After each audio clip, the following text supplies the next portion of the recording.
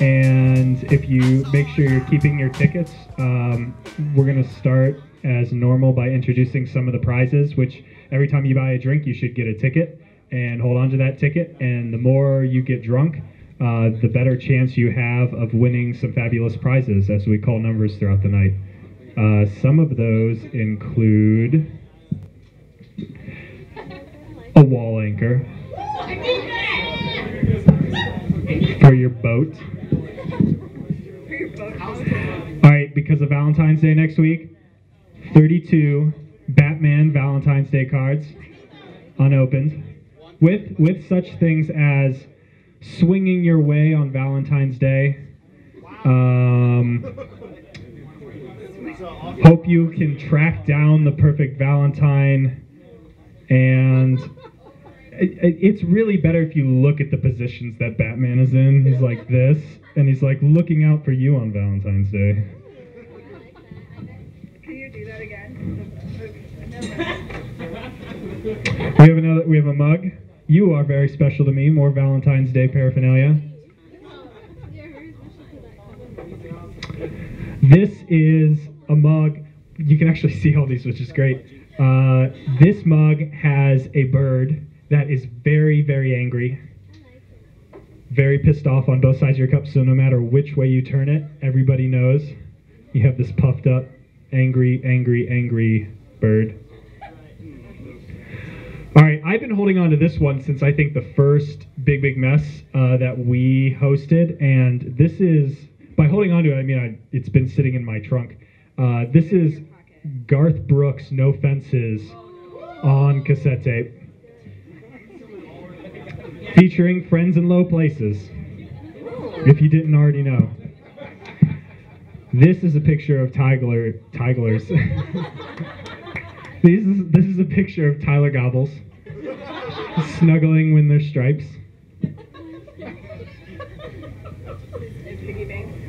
This is a rainy day piggy bank with dogs, and there's a slit in the back of their heads. Whoa! And the worst case scenario game of surviving life. It is anti-life. What to do? So you pick answers like for this proposition, which is what to do if caught in an avalanche while skiing. Wait for the snow to hit you, then attempt to ski down on top of it as if you're surfing a wave. How to retrieve honey from a beehive without getting stung. Rub flowers over your hand and gently reach into the hive. It works every time. And that's it. Oh yeah, that's right. Okay, so we're gonna start. Katie, it's like almost making it really difficult to see anything beyond the couches. This is not, I like this and I don't. So we're all getting special treatment this time around, as you couldn't tell with all the lights. So give everybody a really awesome round of applause for everything. Say things, just not when people are reading, and it'll all end up on the internet somehow, so you might get famous one day. Katie's going to come up and introduce our first reader. We are huddled together next to a homemade dumpster fire inside a mountain when Nathan turns to me to say he is in love with the physical taking apart of things. The body, for instance, a dinner table, all the paradigms. I could take apart this mountain, he says, with his whole face in his hands, sew up the incision using twine if I chose. Let's be blood brothers, never mind my finger in your mouth, the phantom in my rib cage, the last bit of red in a sky we in this mountain can no longer see. This is as great a time as any to practice our answering machine message, he says, turning to me, ready with a list of maladies and no solutions for them. There is a folding chair, a tremendous fervor, a fist in my mouth shaped like a ribbon, actually a tongue. Let's be each other's organ donors, hypersensitive to light, making plans for high beams despite our sensitivity and that our eyes are in our pockets now. It's all right, I say. I keep breaking bulbs anyway. frustrated by no more puppies. I remember over and over, despite his bravado, despite the shape of this shapely shelter, there is no way out, and the fire is making us both very silly. Nathan Kemp is an MFA candidate in poetry at the NeoMFA. He is a co-poetry editor for Rubber Top Review and has seen work published there, The Bakery, Puerto del Sol, which is in Spanish, Housefire, and others. In 2012, he won the University of Akron Sam Ella Dukes Memorial Prize in Poetry and covered both the Akron Arrows and Cleveland Indians for Indians Baseball Insider. He lives in Akron and will, I don't know this for sure, but he probably will. He will sing all the songs if you ask him, so give him a hand. So I printed out all these nice pages. I made the size of the font like 16 points so I could read it under these flashing crazy lights. And I forgot to print out the two most requested poems, or important poems, whatever you want to call them. So I've got the first two on my phone. This first one's called The Care and Feeding of South Dakota. My body is ready is something my body recently relayed while observing crimson dye float on the floor. I contemplated changing 4 white t-shirts into 4 red t-shirts, pondering why I lacked more color. My children are drawing off-balance circles on the pavement, but they're using the old white chalk because they lost the multi-pack grandma gave them when she found out they didn't listen to Mozart in the womb. I can hear the music when I look at this. It's telling me to hide underneath my father's cardinal cummerbund. There are 3 circles in front of me, so now is the time to tell a story about the time I planted grass on clay. Spreading hay in the shape of South Dakota reminds me of how I am living a second life, after living my first in the shape of a fossil, in the shape of 4 presidents that are formed from sandstone, granite, and dynamite.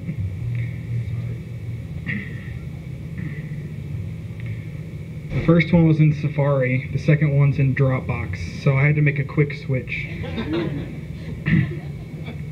So I have a chapbook that I'm continuously throwing out there that's got a bunch of baseball poems, and this is my favorite baseball poem of those baseball poems in the chapbook. It's called Childhood Impression. I'm standing under a fire escape, burning toy trucks, when I see someone who resembles my favorite childhood baseball player. I jog to catch up and ask him what he does in his idle hours. When he moves his lips, I imagine that I'm of sound mind. He says something like, "I work at the gas station on Euclid Avenue that almost closed last year," and I reply, "Oh." He also mistakes me for the guy that used to babysit his little sister but went to prison after he was found stapling neighborhood cats to trees. He squints at me and says, "I saw you here last week and the week before." He looks around the otherwise empty alley. "I don't think you should be here." We stop speaking and I take off my shoes. He turns on my portable stereo. A Bruce Springsteen song plays and we drift through the highs and lows. "I knew I'd meet you eventually," I say to him. He throws another plastic truck into the fire. Okay, I'm done with the phone now. It's on the table, but you can't have it, I promise. This one's called My Prison is Artificial and I Might Be Real. When you first pressed my shape into this molded borosilicate glass, I had a fever of 104 degrees. Burning skin from bone doesn't come naturally, though I could tell you thought otherwise. Release me from this prism is something I thought often, my captor, my friend. Never kiss me again, I'm married, is something you told me after I kissed you 2 months in. Your lips tasted like water stains and rusty chrome and polyester. I was exhausted from making rainbows and making rainbows and making rainbows while I hung from the window frame, waiting for the sun to move along. Every day I thought it was over, but every day I'd shoot red, orange, yellow, green, blue, indigo, and violet onto the scarred linoleum tile, enslaved. I was waiting for you to slip, to kiss me back, to ache for my ribs and retinas compressed inside.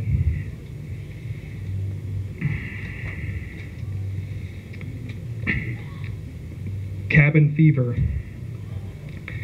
I'm wiping blood off my favorite white shirt.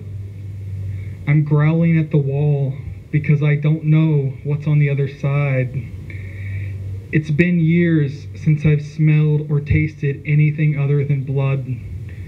My home's antique windows are broken and the walls have started to crumble. But my body is still here, hovering. I see my river outside. It's a sheet of ice, like Lincoln, Nebraska.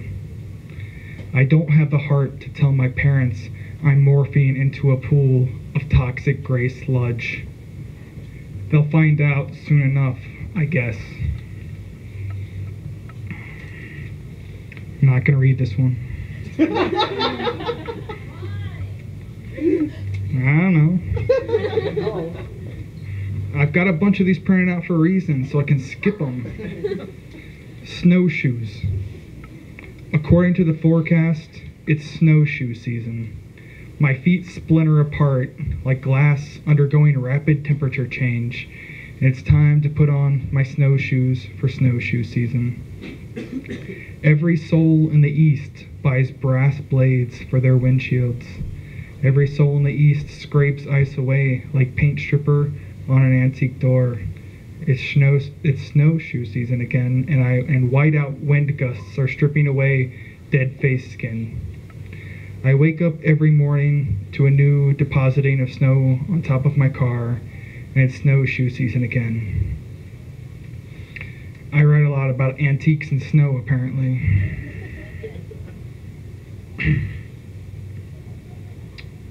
Okay, this one's good. Taking away the safety. Like when you find out silicone breasts are well-disguised government tracking devices. It's the feeling of crashing into a pond because the GPS told you to turn left immediately. Nothing is safe anymore, and nothing about that is acceptable in a supposedly modern world. My emotional response to the world's lack of safety: I'm going to crawl under a set of hotel sheets and never ever come out again. Your emotional response is undefined, as you're lacking in one detestable quality: experience. But one day, you or someone you know will ruin a pair of jeans by drying them too long, or the garage door won't budge an inch because the first things to go are always life's little assumptions. First impulse will be to stress eat and or to stress smoke. You will need to fight back. You will need to carve confidence into your face with a paring knife while running naked down the middle of the street, blood dripping from your plucked eyebrows. Thank you.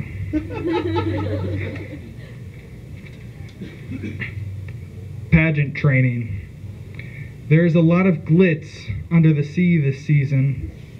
I have a pretty face, so I am the default winner. You might call me a girly girl, especially when you watch me eat a worm. My future boyfriend will never kiss me at this rate. My mama tells me that I need to stop so she can marry me off. My $1 million smile stretches even further when I sniff mama's nail polish. I feel like a princess. I feel like Cinderella.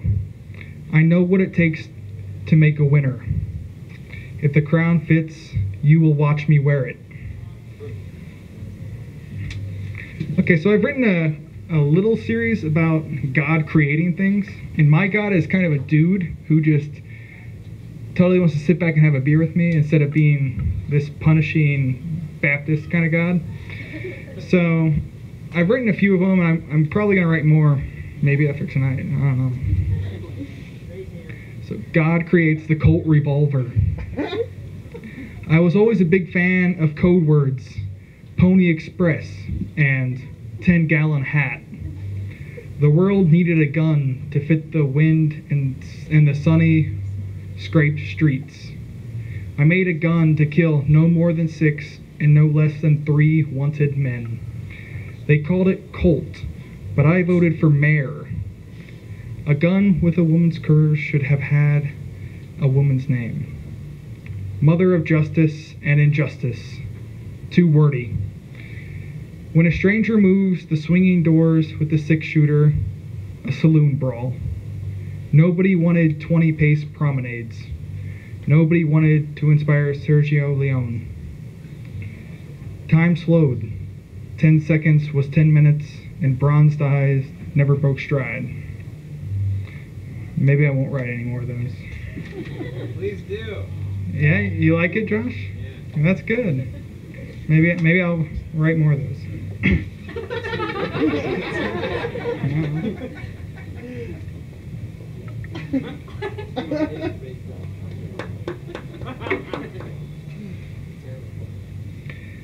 The golden idea was putting another man on the moon. The lunar dust wasn't asbestos this time, and Neil Armstrong didn't have an erection. Strolling through the cosmic craters took fewer hours with the help of guide robots that came with rudimentary social skills. In the fighting 50s, information theory was what made Ella Fitzgerald wet, because nothing else could accurately simulate her brain. She used cognition and grease, rebranded as dark rum, to keep the gears from locking up, to keep her fruit fly in the beehive. The beehive is italicized because it's a jazz club. You should probably know that. I did. Yeah, see? So I'm making things better already. This one's called Neighbor Pool. I jump into the neighbor's pool and catch my neck on a green rubber hose that is trailing about 3 feet deep. The hose tightens around the neck, and the face absorbs blue wavelengths at the deepest tissue level before reflecting sky color in an observer's eye. When I float on my back, I look like an unidentifiable mass of skin and bones and matted hair. Before an observer picks the body out of the water, someone needs to decide how to proceed. Break my arms and legs and saw me up into parts, the small kind. Mix me with the shredded receipts, the grapefruit rinds, the toothbrush dropped beside the toilet, anything that goes in the black garbage bags. Pack the 10th bag, pack it into the trunk, and understand the meaning of death. I am the asphyxiated man, pretending to be the Atlantic Ocean. I am the asphyxiated man, waiting for resuscitation near the shallow end by the textured concrete steps. And this is my last one. It's another God Creates poem. I'm sorry. I don't have any other ones. I skipped the other ones that sucked. God creates a Ukrainian ghost town. I always thought I belonged in a forest somewhere. The city started with the outline of spray paint and dehydrated milk. When the population first reached beyond 15,000, milk was a popular source of calcium, especially for ash-faced children. When the population first reached 20,000, the humans were really into bombs, and more importantly, bombs that could turn pines into dust and growing bones into dust and swimming pool tiles into dust. At this time, I had lost control. I could make tumbleweed blow this way or that way, but I couldn't flip the trigger from on to off. Nuclear was in. I was out. Red was the new white, and thermal was the new coal before clean coal, before wind turbines. I preferred that the humans stick to dinosaur remains in indigo soot caverns. Pripyat was what I called my second child. also a total disaster. He was lost in a tragic Ferris wheel accident that involved a stuffed animal of negligible value. Before my second great loss, I wanted the humans to return once science allowed. Now I prefer the concrete tomb. Thank you.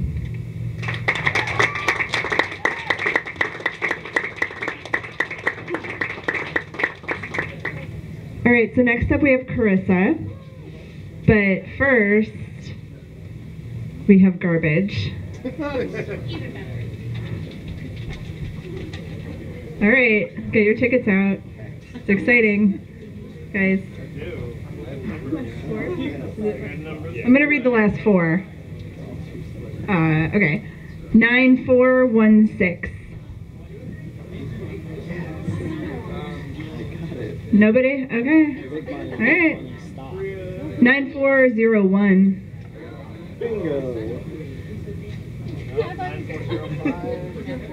Really? Okay.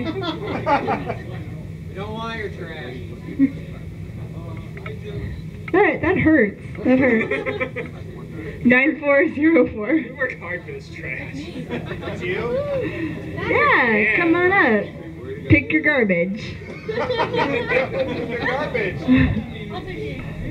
Go ahead. We trust you. It's great. One more? Okay, we're gonna do one more. So keep those tickets out. Alright, I don't know. 9407. Alright. What are you taking? Puppy Bank! Batman is gone. Good call. That's how you Alright. No one's touched Garth Brooks yet. Yet. Somebody's gonna touch Garth Brooks later tonight. Oh, that's not garbage. Nathan's phone isn't garbage. Wait, why didn't anybody pick Nathan's phone?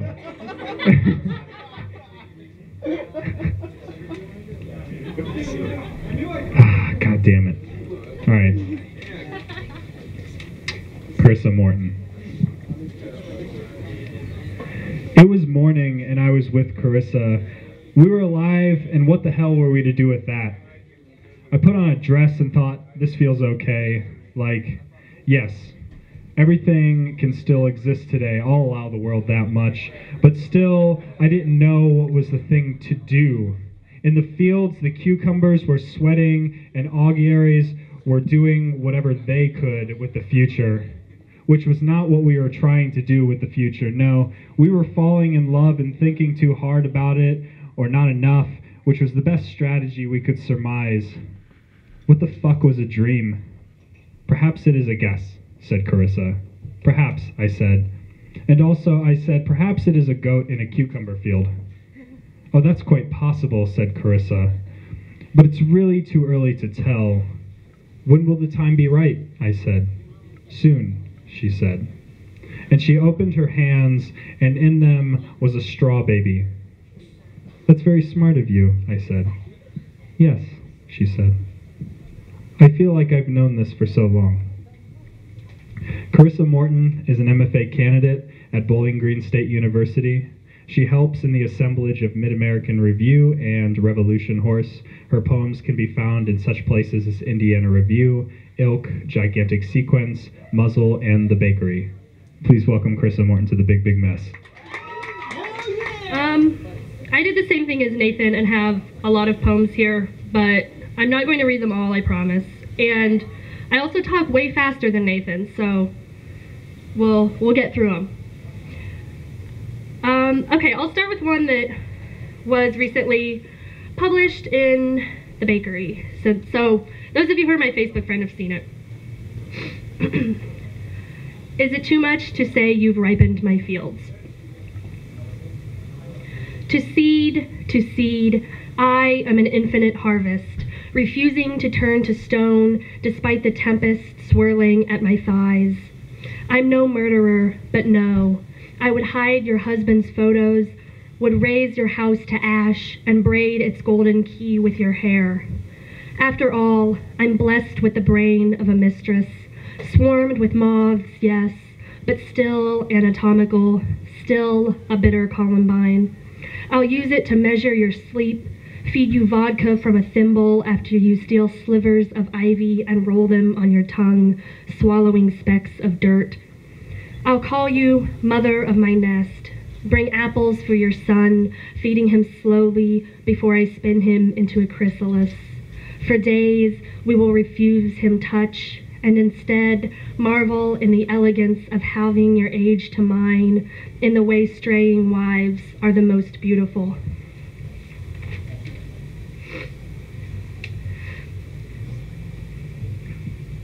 Okay.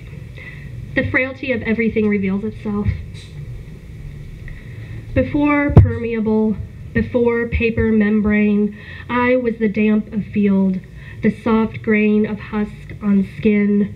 But now, my heart's bone cage, my heart's drum empty, and so I lie, stomach to sun, whispering cielo to ciel to sky. God has become a small thing, molting apart from his make. This nest is not his, though once he made a boat of my body, open legs to find sails. I cradled wasps between my teeth, burning with the choice to plant the seeds that tether us to the earth, to trade my childhood for his child. All right, yeah, I guess I'll read this one. Okay, this is a true story, horrifyingly enough, and it is called My Lover Freshly Stung. My lover, freshly stung, asks if this bee, little fucker, she says, was my emissary, the way it slipped down her shirt, zeroed in to feast on the fruit of her breast. You wanted me to call, she laughs, and I hear her wince as she labels the pain internal, labels it deep, venomous, her nipples swelling tightly as if clasped between my teeth. The culprit has since dropped to the carpet, trapped by a wine glass and shriveled beneath its crystal dome. So I could watch it die, she says, asking if that makes her the villain of the story. I say no, call her my desert nectar, my bride of pollen. Tell her that the word for mother's first milk is bee sting, that I can feel my palm freeze as she begins to ice her wound.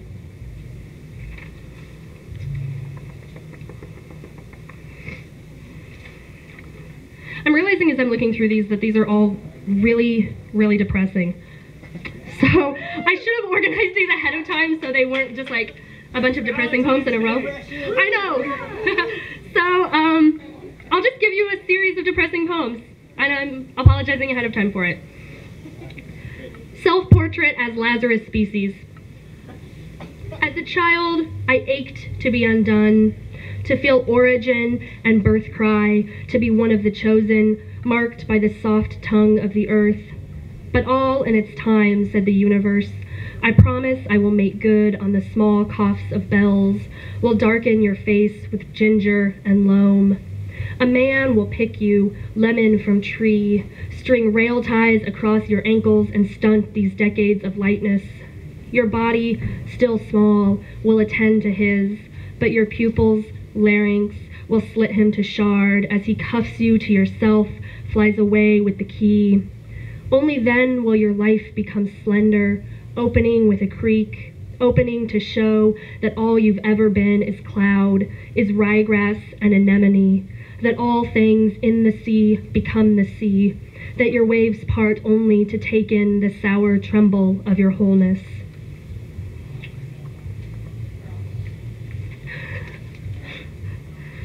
All right, this poem is the first poem in my thesis, which I just finished like yesterday, so thank you. This is called Augury. Her dress curls into its weightless body, bringing secret to sound. His shell falls away to wax, to swarm and whisper. Hear her curse, her failure to separate the scent of man from father. All cilia, pollen, desire irrelevant when blood conducts heat. All right, on the same depressing note, this is called The Nymph Imitates Sleep. Who can say why fathers love one more than the next, or why I, bodiless girl, still breathe, though burdened, though swollen and dumb in the throat. Why I'll always move toward the voice I knew, still clutching a tongue and mouth, still gifting myself with moan to twist and cull my shame into light. For now, all I know is that I am dirty-haired, am unraveled and dying half-born, my arms deserted like the cold shanks of dreams. And in this guttural fugue, this sometimes heart, my desire is dulled in his stead. It's here that I hold him in stammer and augured blink, that I ache for his kingdom of ruin, for father again given permission to enter. I'm tired of reading depressing ones, so I'm going to skip a couple here. Okay. This is technically a cento. I hope that's how you say it, because I know nothing about poetry, even though I teach it. So this is called Music Box. A god arrow, an alarm blossoming in the chest of a dark daughter, her inward depths a box, home a hole, a poisoned grouse, a hole so sucked of music she no longer knows where the bird, the worm, this wait for snow, the table set, this hole we revisit because we must.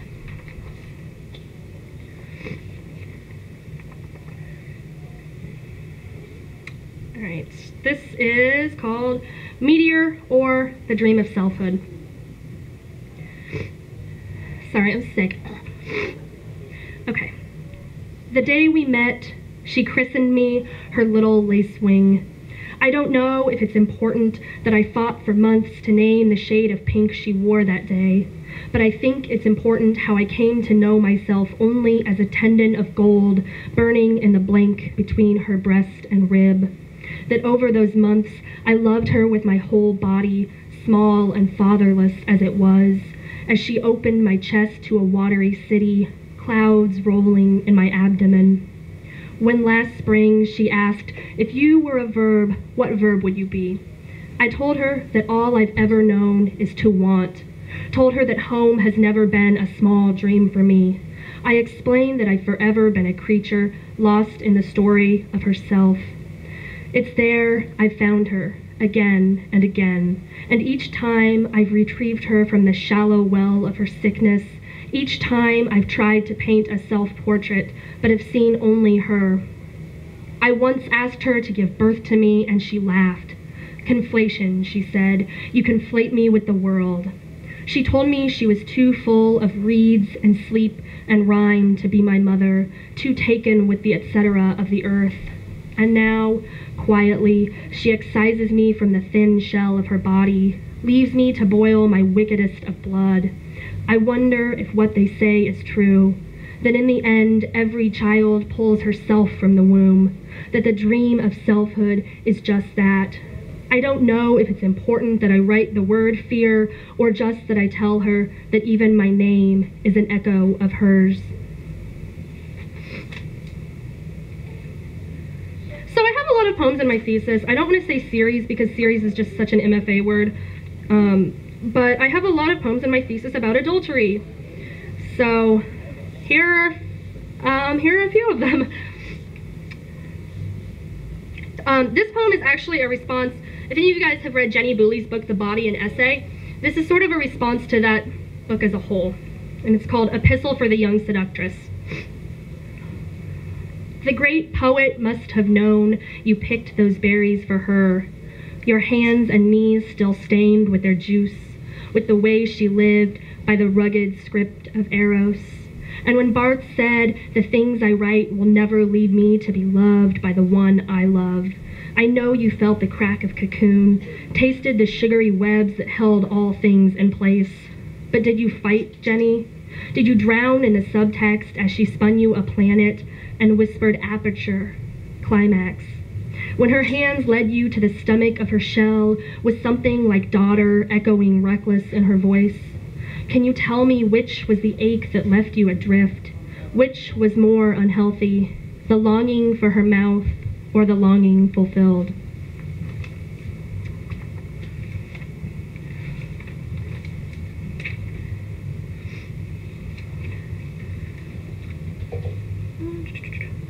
Okay, I have I think 2 response poems in my manuscript, and so I'll read the next one after that one.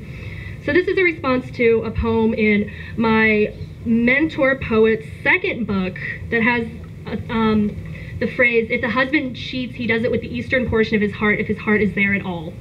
And so I was so entranced by that poem that I wrote a response, and it's called Mare Novum.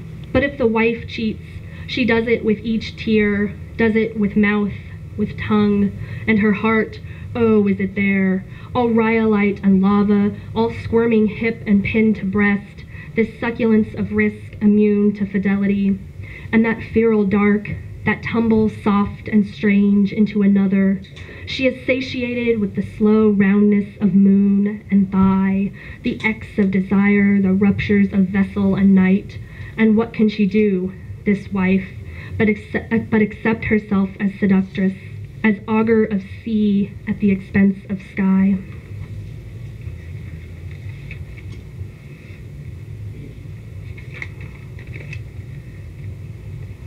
Okay. This is called Intaglio. You fed me your lips through prison bars, told me you were a butterfly, no monarch, but milkweed, ringlet, satyr. You called me butcher, star baby, called me every morning crying. But only now does it strike me. I should have stopped you, should have woven an nacelle of my arms, used my mouth as a dropper as your splintering body sang of wingbeat, spelled caesura. But instead, my silkworm and seabrake, your name has become my pilgrimage. I think of the way you would take Polaroids of shadows. I still do that sometimes, like trying to feed apples to your ghost, or sitting in the park writing apologies to the wasps for the smell of ginkgo. So while I'm at it, no, I never found a way to pry the pink candle wax from your hardwood, or take back what the newspaper printed about you. I'm sorry the earth crashed through our vineyard of glass, and for the mosquitoes and the buttons and the spools of thread. I'm sorry I let the desert swallow you, little beetle, but I still carry your lungs in my coat pocket, and when winter falls sharp, I pat them where they ride against my hip, feeling the small warmths of your breath, and remember. Okay. I have 3 little short ones.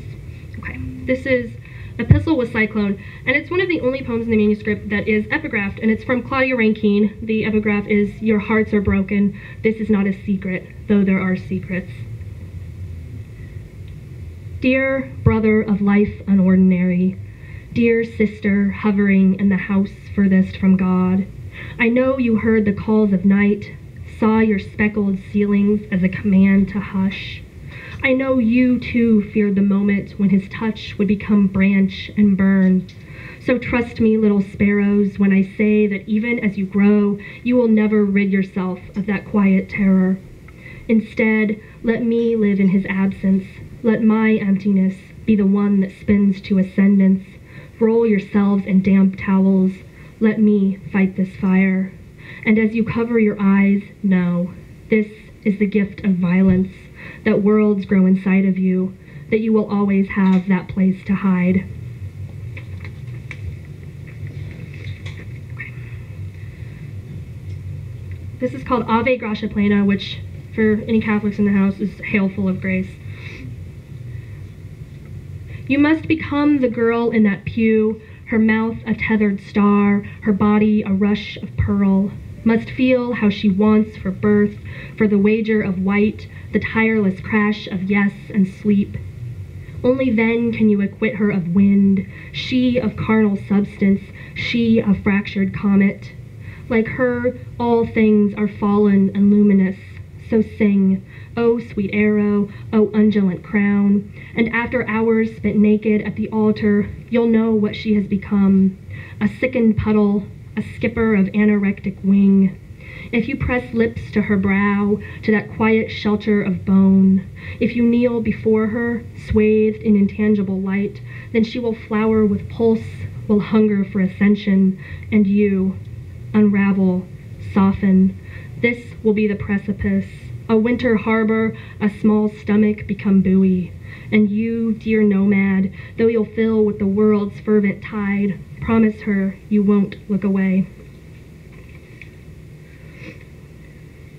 All right, and my last poem is called The Beauties of Dissolving. And since there are only like 3-4 people maybe in this room who know her, I wrote this poem for my very wonderful mentor, Larissa Sporlak. So, okay, The Beauties of Dissolving. Since I took to you like a firstborn, my words have grown, apples from the branches of your bones. I've learned the slow sounds of your harvest, resinous comb, too good symmetry, kingdom worth kneeling for. You tear through me to make room for your light, stitch sleep beneath my lids, and sing to me from hymnals of rhyme. You are my desperate hosanna, spine a scaffolding for my grief. Is there a name for this? Something beyond straw baby, beyond lion's mane and meteor? My insatiable myth, my Geppetto of gold, let me undress your malaise. I want to bear it all for you, the crowning, the suddenly being claimed, but you couldn't exist without your love of loss. And so I will stop at quiet chasm, at most favored of disciples. Will be a cloud of witness, letting your darkest aches dance in my lungs, letting the quiet epiphany of your hands swallow me whole. Thank you.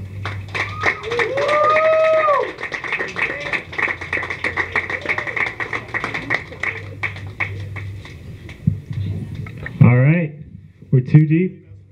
Nathan and Carissa, how about another round of applause? More?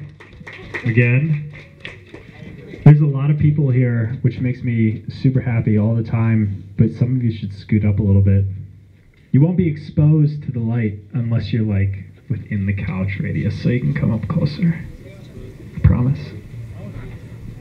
You. Look, these people on this couch, are you enjoying yourself? Absolutely. Okay, prizes. Who's ready for some more garbage? I know I am. All right, get your tickets out.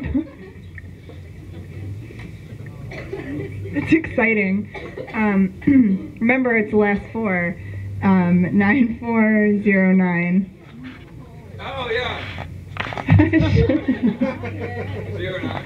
09. Okay, is that picture of tiger stuff? It's whatever you want. It is. Do you need that for your bedroom? That's more of a bathroom picture. Oh, okay. Bathroom, sorry. My bad. One more? Yeah. Okay. 9396. Really? I think I have that one actually. I haven't seen it in a while, but let's go. That's a 1-8. There you go. Puppy bag. I trust you. Do it. Puppy bag. Puppy bag. It's a rainy day fun. That is it, right? You're a liar.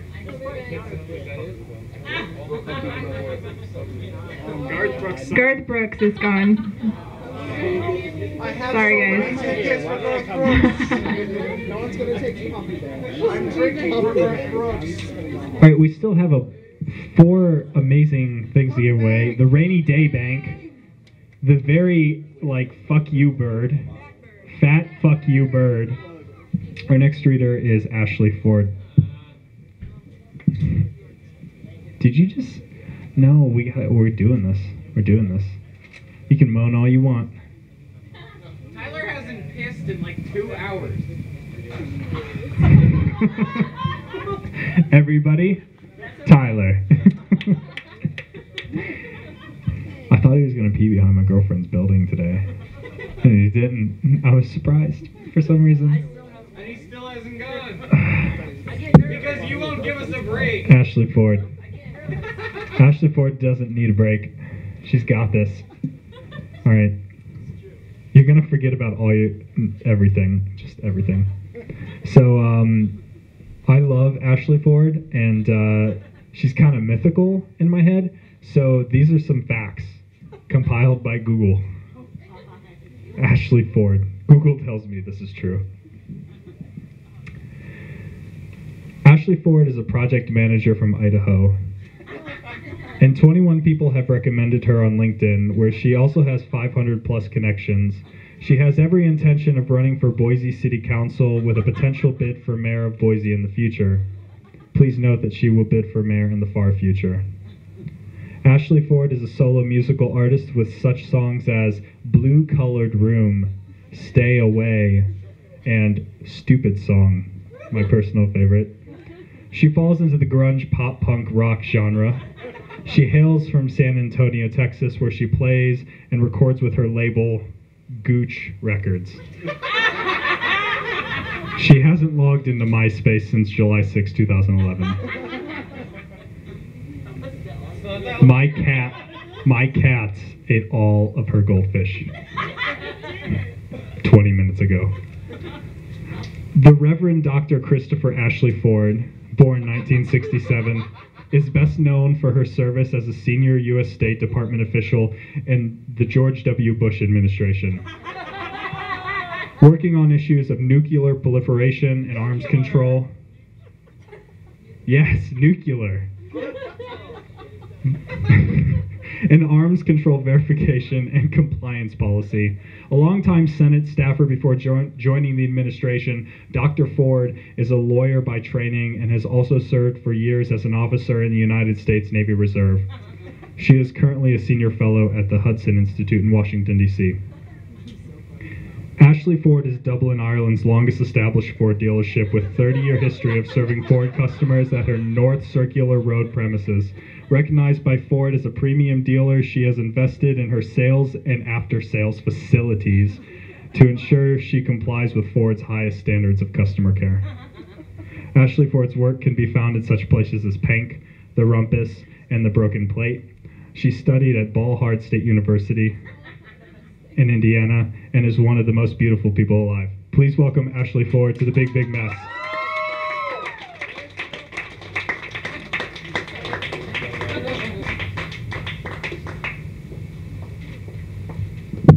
Okay, two things. Number one, Ashley Ford is like the whitest, most common name in the world. So good job Googling it. Second of all, that was all slander, and I'm not here for that. So I did not drive all the way to Akron from Indianapolis to be slandered in front of a room full of people. Or I did, apparently. Hi. Hello, everyone. How are you doing today? Bear with me. I have two things to read. This looks really long, but it's not, I promise. It just like printed out in like 30 million font type. So it's really big. There's like a letter a page. So don't worry about it.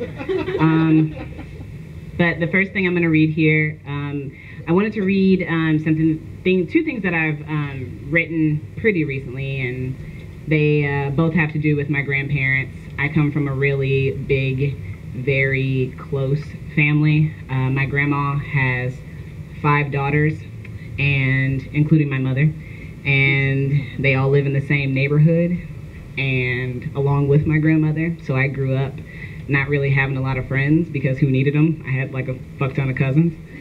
So yeah, but I have a ton now, like at least on Facebook on accident. So here we go. The first thing I'm going to read is called The Opposite of Air. Grandpa's fingers separated the edible parts of an almost dead frog. His fingers bent and popped its sinewy limbs, separating the muscle from its bone.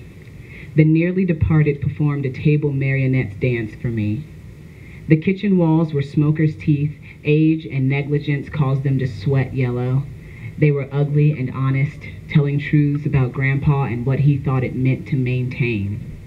I stared at them, doing my best to ignore the small splashing sound coming from an old white bucket next to the refrigerator. Don't trust them boys out there, little girl. They ain't worth shit and they don't know shit. Grandpa spat the words onto a twitching frog's half-open body. If it had been even a little more alive, I wouldn't have been certain he was speaking to me. This was the beginning of another story to get hung up inside me. Old and useless, it would dry against my ribs. Something else I learned wasn't to be repeated. I knew things about Grandpa, maybe even more than the walls, more than this house. I knew he used to hit my grandma and she used to hit him right back. I knew I wasn't to talk about that. If I closed my eyes when he told his old true tales, I pictured my grandmother wielding a cast iron skillet in one hand, a pot of boiling water in the other. Grandpa would rock away from the water and be bludgeoned by 8 pounds of Kaflin weaponry. I pictured my mother in her room sleeping through the noise, or maybe huddled against her sisters, all of them afraid, but for who? Their mother, their father, or that the house would come down on all of their heads. She'd knock me on my ass, then yell at me for making too much noise. Grandpa chuckled and flung another leg into the pile. His fingers were strong and quick. The frog seemed to appreciate this. He whipped a frog's torso out the kitchen window and chuckled again. I laughed too, but I didn't get the joke. I never did. Just then the splashing bucket turned over. Its gaping maw fed the floor lake water and a live catfish. The water raced toward dirt-filled crannies, cleaning places that caught what no one else could reach or no one else had tried to. We watched the catfish struggle for air, or the opposite of air, spastically flipping from side to side, end to end. When it stopped moving, gills still fluttering, Grandpa picked it up with both hands, sat it in front of me. I wasn't no good. Men, we ain't really no good. He bent the fish into itself until there was an audible pop. I continued to hear a phantom splash from the bucket laying on its side. You'll learn to gut a fish like a man, then you won't need one. I was angry with my grandpa the way a learned child is angry. Those frogs and fish had eyes and, as far as I knew, ears. Why did I have to listen to this buckshot song? Grandpa broke and ate everything that might love him. I didn't want to sit here and learn to do the same. But I was here, gutting a fish like a man, as if I knew what that meant, as if I knew what it meant to be a woman. And it was another thing I had to know. I would always know how to gut a catfish in a frog's grave. I was sewn into these regrets. I would always be angry about this. When Grandpa laced his fingers and turned his elbows out, ready to release tension and air built up between his knuckles, I covered my ears with scale-stained hands, begged him, please don't. I was closer to tipping over all the time and certain that anything that spilled out of me wouldn't be able to breathe out here. Not in this house, not being watched by all these yellow walls. Yeah! Also, I mean, I don't know if you guys, I write nonfiction. I feel like everybody else gets up and reads poetry and like they're all dynamic and short, and I'm like, oh, listen to this really long thing about my life. I hope you like it, or at least don't hate it. The second thing I'm going to read was up on the Rumpus not too long ago, which I really, really love the Rumpus, and so I was really excited when it was up there, and I just thought I'd share it with you guys today. It took my mother 3 years to divorce my father after he'd gone to prison. Soon after, she and I visited Florida. My brother, my father's son, stayed with our aunt. I was 3 years old, manageable. My brother at 18 months was temperamental and far too clingy. I knew how to disappear. Sometimes my mother needed me to disappear. She missed my father, what he had been to her. He'd made her feel beautiful all over and loved unconditionally, undeniably. She needed that back and had only ever known one way to get it. She got caught up in a warm night with a man dark as shade in the swamp. He'd come into her life quietly and he'd gone the same way. The culmination of that night, the baby, my second brother, was born without breathing. He was small, gray, with an exposed serpentine spine. My mother held him for 2 hours. She kissed the top of his head, rocked him against her chest. Sorry, baby. Mom is sorry for loving you now, but not before. The nurses took him only after my mother opened her gown and tried coaxing him to nurse. She refused to mark his grave. My mother came home to her children skin knee raw. She sat in the bathtub for hours and bled into the water. While she stared into the space between herself and the walls, her body purged its sin, staining the off-white fiberglass. My brother and I sat in the hallway, making sure she wasn't giving up on her breathing, that she wasn't giving up on us. On the other side of the door, my mother was praying to water, repenting in spontaneous expulsions, oblivious to the world growing red around her. My grandmother and my mother's sisters wanted her well. They took her to see the man who had delivered the baby with a hole in his back. They told him my mother's symptoms because she'd lost her voice somewhere down in her burning chest and had stopped trying to find it days before. The doctor said she was doing it to herself. Someone decided my brother would stay with my mother and I would leave with my grandmother to her father's, my great-grandfather, his Missouri farm. Years later, when I was past remembering the worst, I'd ask why I was sent to live with my grandmother before kindergarten. I would be told, because you said you wanted to go. Farms are great for growing the imaginations of 5-year-old girls. I disappeared into a new life there, a life without a brother, alive or dead, and a grandmother who put strawberries and whipped cream on my waffles without blood under her nails. I had a dog, a goat, and a great-grandfather who threw hammers at wild pigs in the backyard, then paid me $2 to collect the tools and bring them back to the house. My grandmother and I had a routine: school and daycare all week, movies, and one toy on Saturdays. And each night she taught me to read, alternating between the Holy Bible and supermarket celebrity tabloids. I thought Princess Diana and Mother Mary would have looked similar. I thought the same about Billy Ray Cyrus and Jesus. I spent my free time exploring our land, roaming further than I should. Too dumb to be scared of them, I made a game of sneaking up on and catching snakes by the tail. I caught them fast enough to shock them and then dropped them before they caught my skin between their fangs. I'd been bitten once. After the garden snake released me, I'd close my eyes, leaned against a tree. I soothed myself by speaking directly into my punctured hand. It don't hurt, Ashley. I cradled the stinging hand with its opposite. If it hurt, you'd die. You won't die. On our Christmas visit, my mother accused my grandmother of turning me against her. She acts like she doesn't know who I am. My mother's tongue was coated in venom.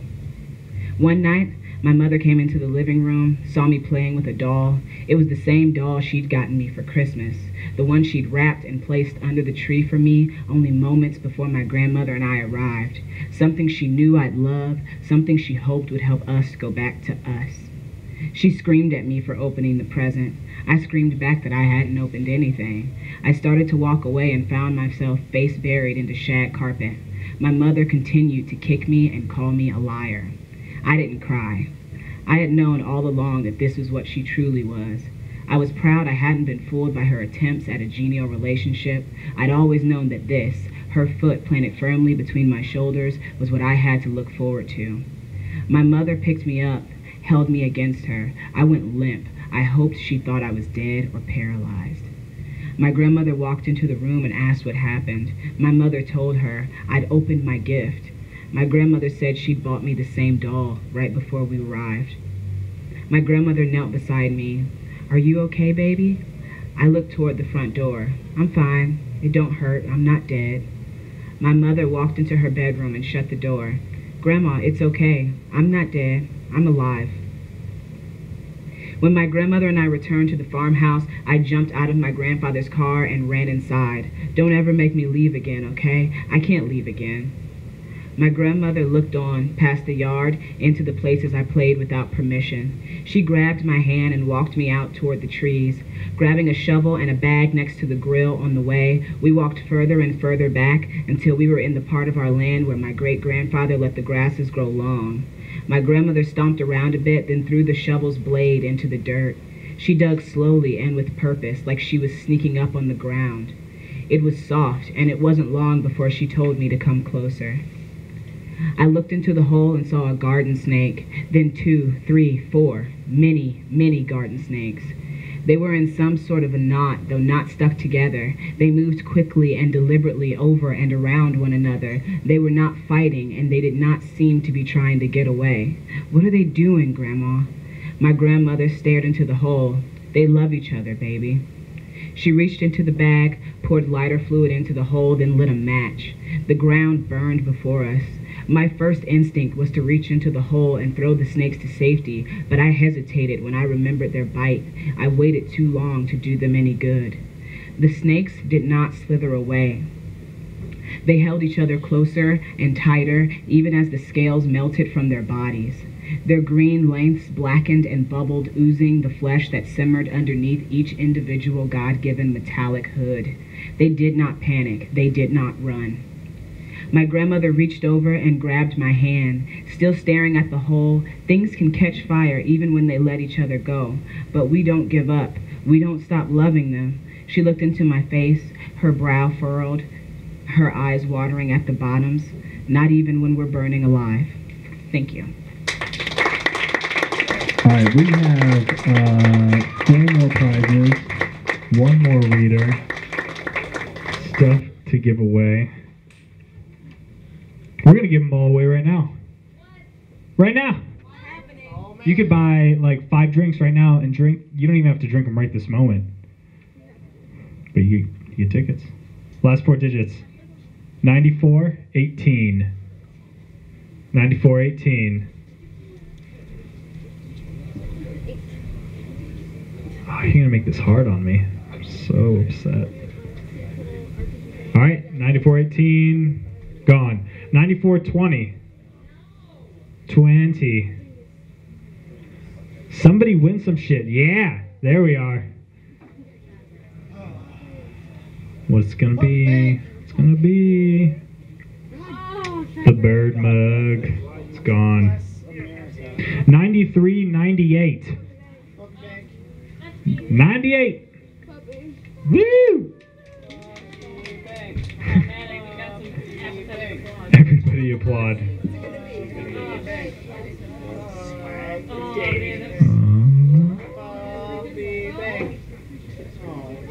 No, that's what's made of nightmares. I'm taking that.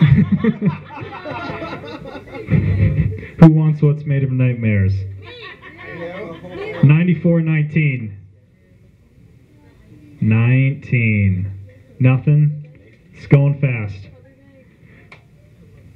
35. 9435. Just gonna keep going. 9425. There we go.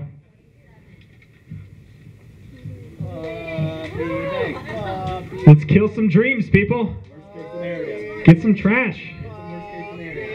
Oh, somebody's gonna go home with a dead dream tonight. 9422. 9422, you have to take it. There is one. Oh, there's something deadly in there. 9403. What? I really want somebody to feel disappointed now. 9403. Show me your disappointment. 33. 33. Take it. All right, one more. And I'm just giving it away to whoever I feel like needs to die. Like whoever's dream needs to die tonight. There's a couple of people that want their dreams to die. 11. 9411. Save somebody from an uncertain death. Dream killer. I've been begging for it all night. All right, come die. All right. No more prizes. 1 more member of the mess, and then we're done.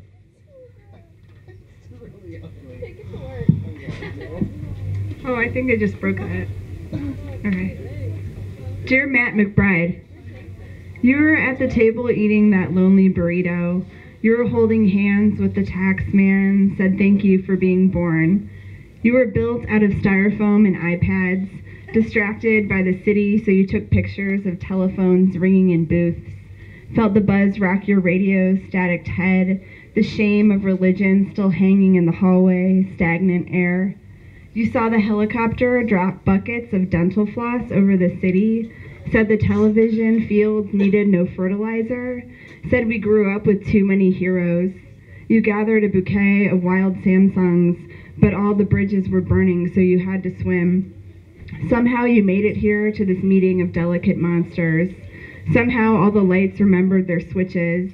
A cable car remembers its route, but you had to drive a Prius. I heard you are the assistant editor for the Cincinnati Review and Memorious, that you have published poems in Diagram, Forklift, Ohio, Fence, and Phoebe, among others. You have a chapbook titled Cities, lit by the light of photographs, published by Hangman Books. And most importantly, there is a rumor you will now read poems in our basement ears. Basement Monsters, meet Mac McBride.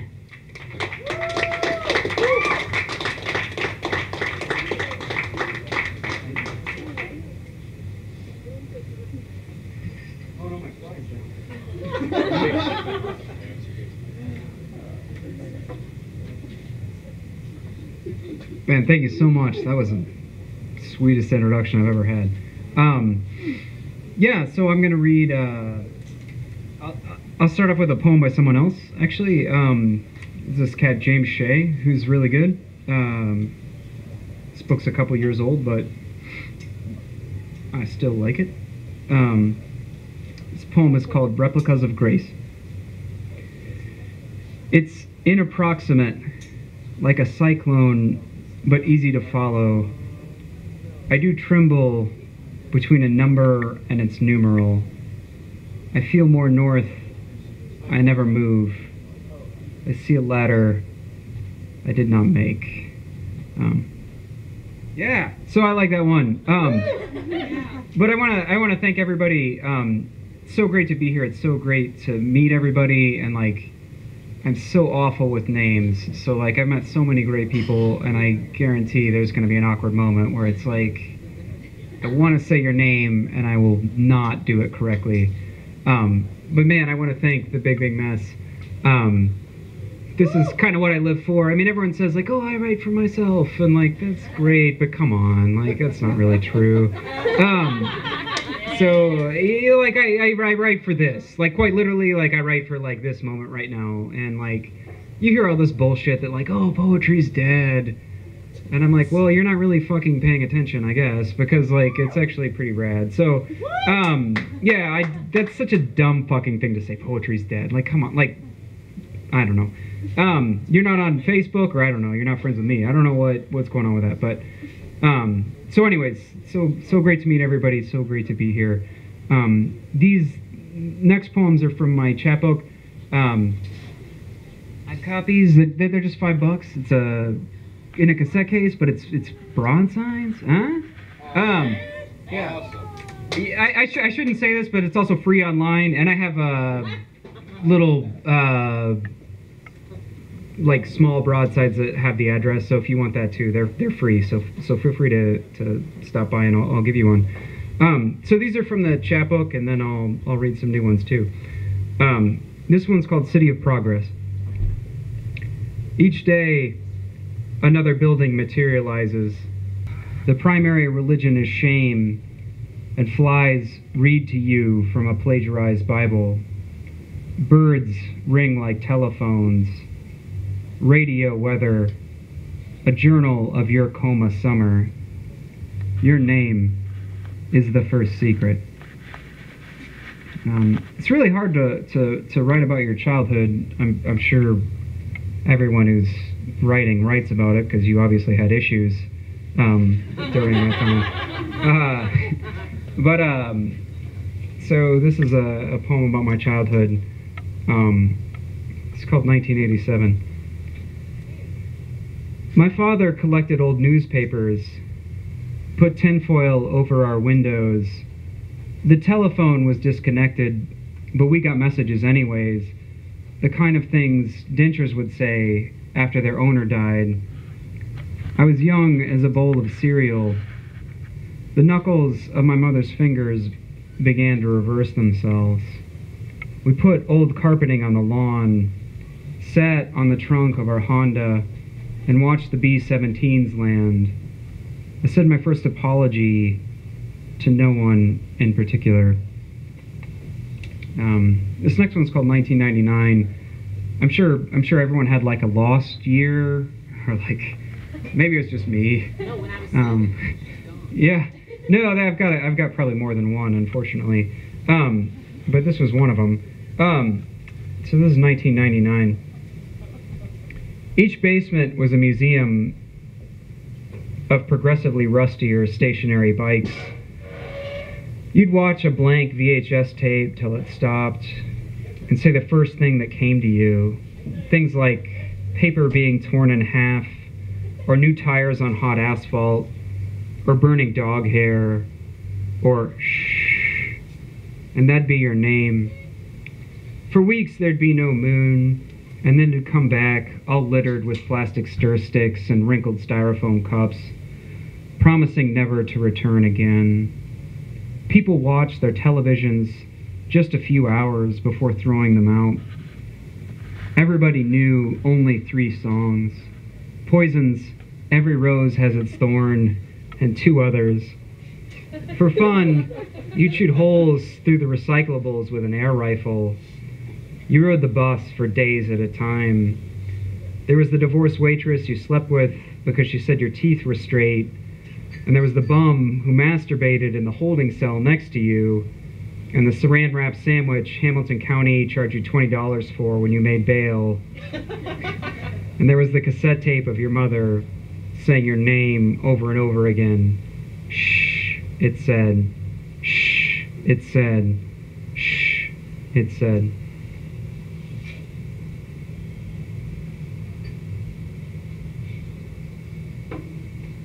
That wasn't like a dramatic pause, I just wanted a beer.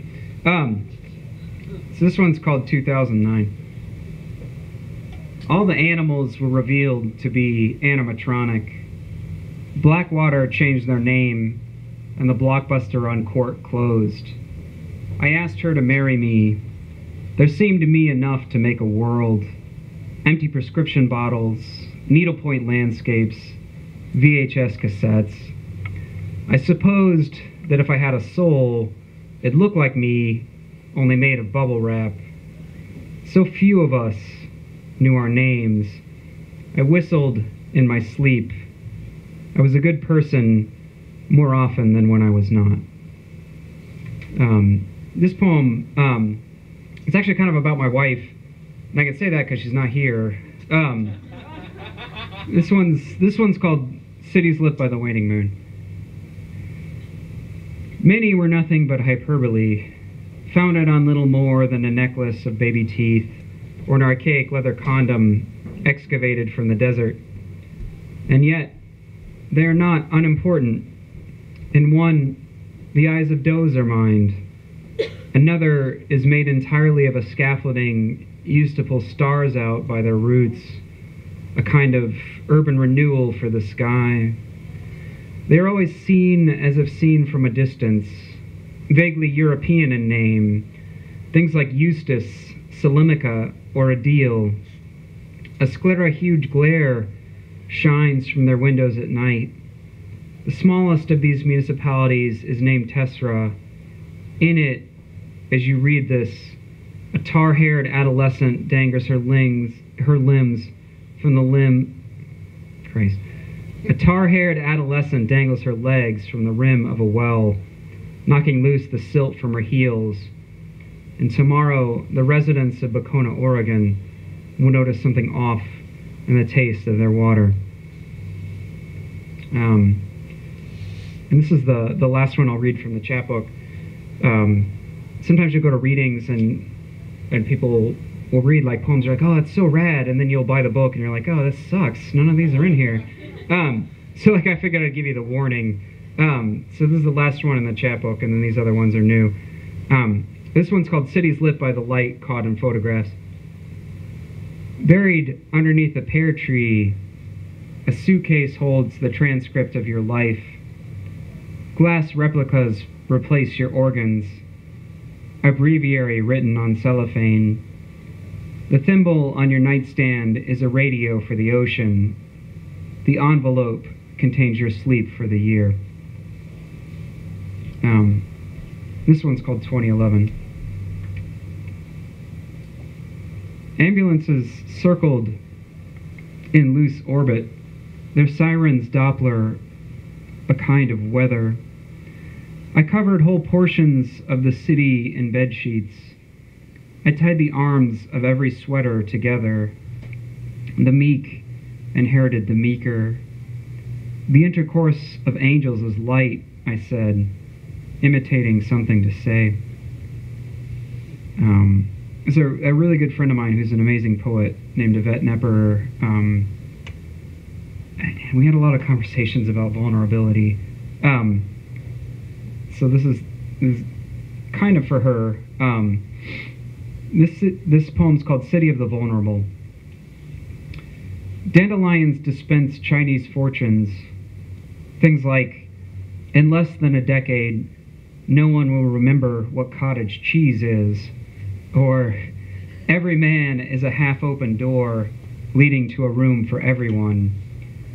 You carry a sharpened melon baller and portion small pieces of yourself for every stranger. You watch 8mm films of the rain on your bedroom walls. Every car's dome light stays on till dusk. Satellites keep getting caught in the trees and continually need to be poked out with broom handles. In the corner, styrofoam peanuts have gathered. Every picture is of you, bitten by sheeps.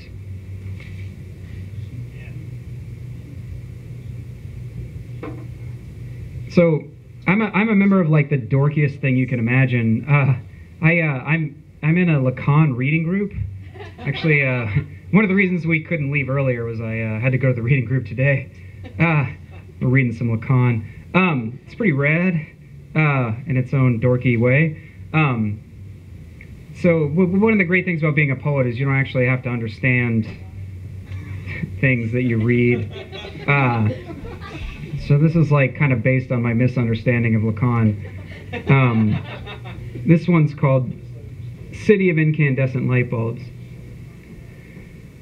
The resistance to sleep became sleep. The children boiled for soap. A yellow paper rose twisted on a wire hanger in the closet. The gramophones can't be turned off. All I ever wanted was to find you lacking. This one's called City of the Sleepers. From the 7 streetlights, the dream pays us out. Little lamps like bicycles come from the moon. It breaks up, a soul leak, a song everyone forgot till it became communal, a string that halves our grateful vows, indigenous laughter. To dream there must be something in the room, our bulbous hands like surgical gloves, swollen with Vaseline, and the smell of fresh paint from somewhere implacable. So I should probably hurry up. So let me do, what, 2 more? 3 more? No. So, this one's called City of the Sleepers. Birds trail yarn, leaving maps behind like cats' cradles in the sky, and rabbits cut from your childhood blanket. A skin-covered moon. The telephone poles whispering crucifixes. Inside you, there is a room for me. Half is you, but half is we. And then I'll read this one last one. So yeah, again, thanks everybody. So great to be here. I can't really explain it. This is quite literally the reason why I write poetry. So this very last one is City of Motels. Everything is covered in saran wrap. After each use, and every drawer hides a new Bible. The moon sheds a scurf of dry soap. On each desk rests a rotary phone. When it rings, a spatter of gnats sneezes from the receiver. And when you answer, you'll answer saying, "Don't call me citizen unless you mean it." Thank you.